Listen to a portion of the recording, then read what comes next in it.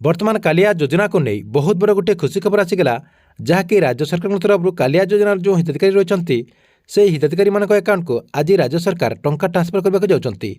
तेबे राज्य सरकार आज कालिया योजना टंका केते बेले ट्रांसफर करेंगे एवं आपण मानकु राज्य सरकार केते टंका देबे एई वीडियो माध्यम आपने पूरा प्रूफ सहित जानीपारे से भिडियोटी को शेष पर्यंत देखंतु। ता पूर्व वीडियो को गोटे लाइक कर दिंतु एवं जो मैंने मो चैनल को नुआ आसथिबे चैनल को सब्सक्राइब करी पाखर थिबा बेल आइकन को क्लिक करके ऑल नोटिफिकेशन ऑन कर दिंतु।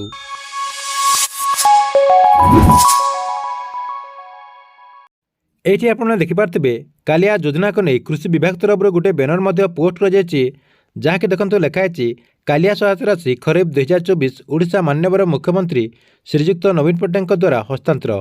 आपंकर देखो डेट मध्य रही 11 मार्च 2024।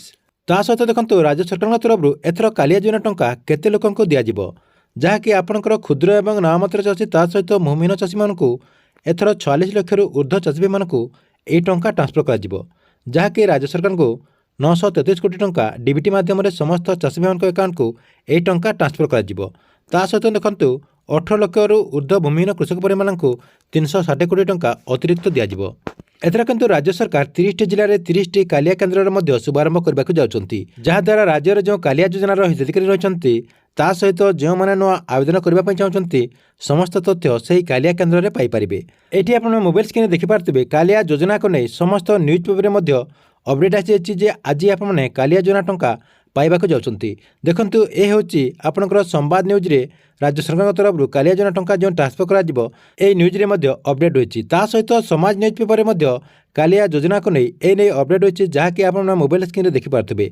ता सहित आउ थरे आपनको म कहि दउची जे कालिया योजना टंका आज राज्य सरकार आपण मानको अकाउंट को ट्रांसफर करबाक जाउछंती जहाँकि संध्या 5टारे माननीय मुख्यमंत्री नवीन पट्टनायक रिमोट दबेके आपनक अकाउंट को ए टंकाटी ट्रांसफर करेंगे। ठीक अच्छे एथिला आपण कालिया योजना को नहीं बहुत बड़ गोटे अपडेट।